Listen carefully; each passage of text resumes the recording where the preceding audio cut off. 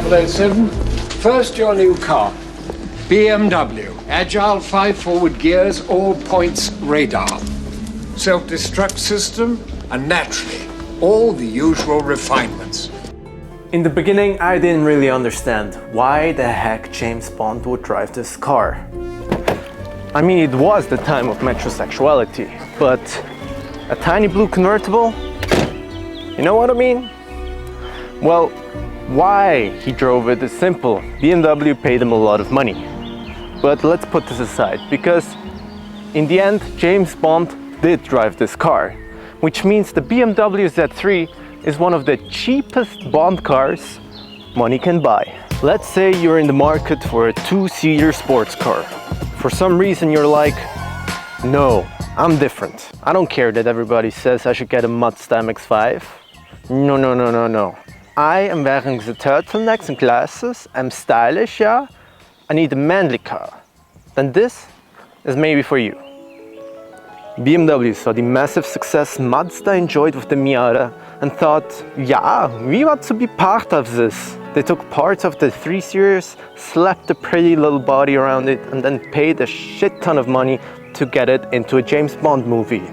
And boom, a bestseller was born. Over 100,000 units were sold, even though at first people were skeptical. Why? Because this car wasn't built in Germany. No, as you can see right here, this car was built in the US of A. Thanks for liberating us from the Nazis. Now, build the cars for us. This was not a very popular decision among BMW fans.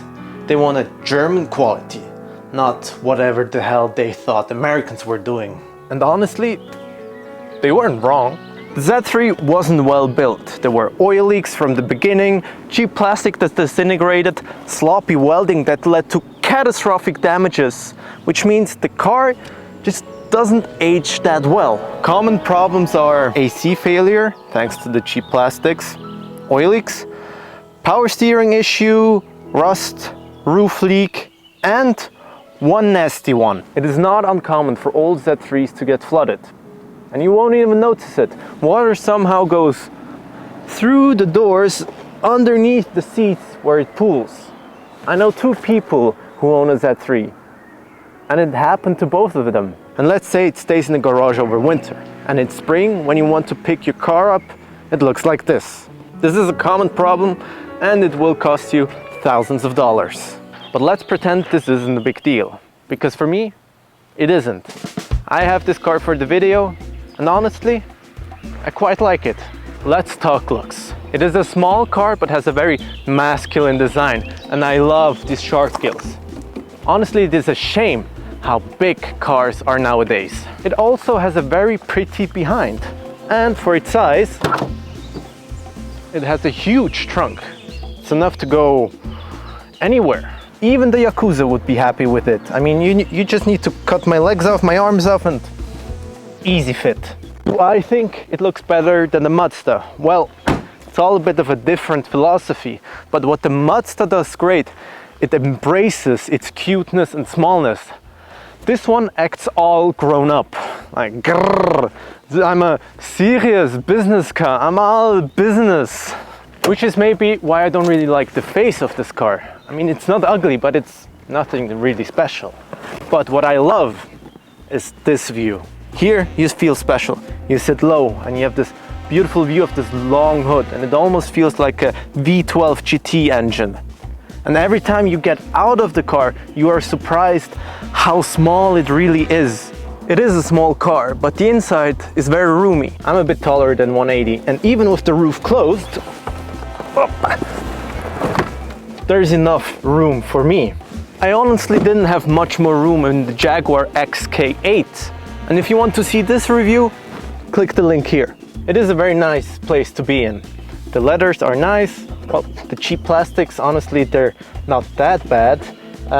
Gauges are nice and clean, easy to use. The seats are also nice and leathery, but it doesn't have a cup holder.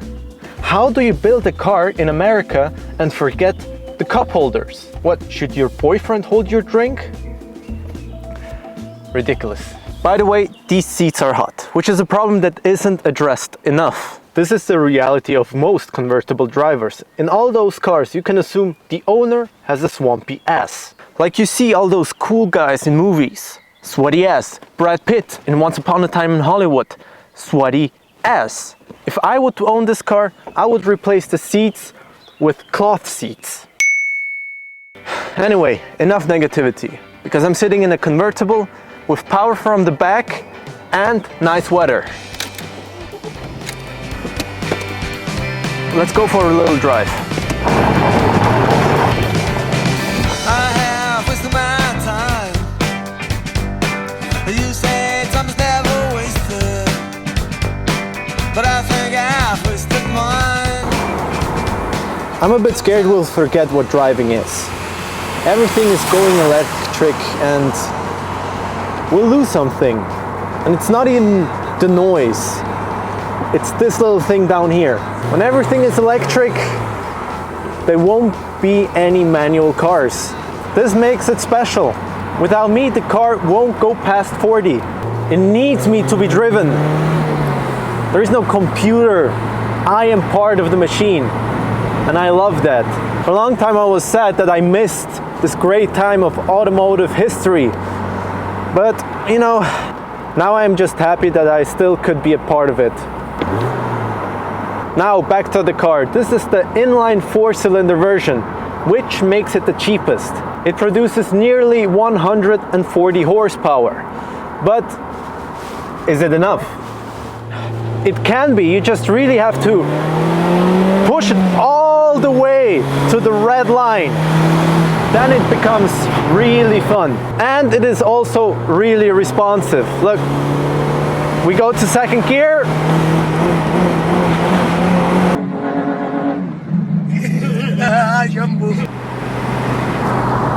It's enough. It weighs about the same as a Miata, about 1.2 tons. And for a car this size, every kilo matters. Just as a comparison, a Lotus Elise weighs 730. That's 500 kilo less. But the Lotus isn't as comfortable as this car. This one has a radio, it has heated seats, in the back it has a CD player, and honestly it is a lot of fun to drive. But if you want more power, there is still a 6-cylinder version and also an M version. More important for this car is, how is the handling? Well, unfortunately, this is its weakest part. The steering is really slow, a bit too slow. It feels like it wasn't built for enthusiasts, but rather for lawyers and doctors who want to look cool.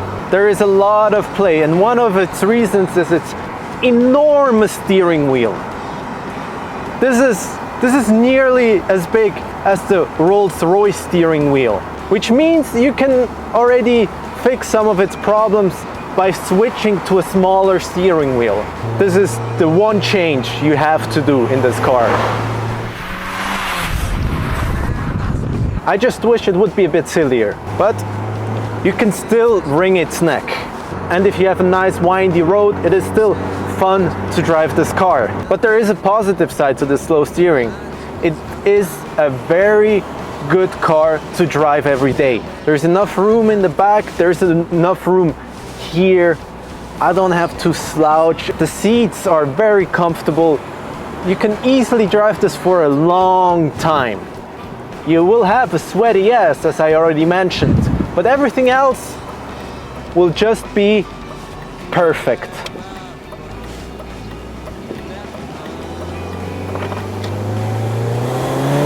Which is why I really like this car. Because it is small, it is easy to park. Your arms won't get tired to drive every day. And if you want to have fun, you can have fun. It is a nice mix. It is somewhere in between the Miata and an SLK.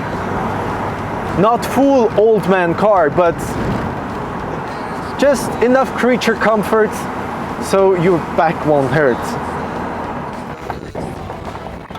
So in conclusion, this car has issues, but most of them are just reliability problems. I mean, what did you expect from an old BMW? If you want reliability, get a Toyota Camry. Pick your battles, read the forums, and get one in good condition. What the Z3 is a mini Grand Tourer. It does this great trick. It feels huge when you sit inside, but still preserves the feeling of speed in slower speeds. It is comfortable, fast-ish, and still fits into Naples. And it looks good when you get out of it. For a not so hefty price, this car makes you feel cool and elegant. It sure is the cheapest James Bond car you can buy, and also the smallest. The only real problem it has, it just tries to be a bit too serious. And what's your pick? This car or a Miata? Let me know in the comments. I have wasted my time. You say time's never wasted, but I think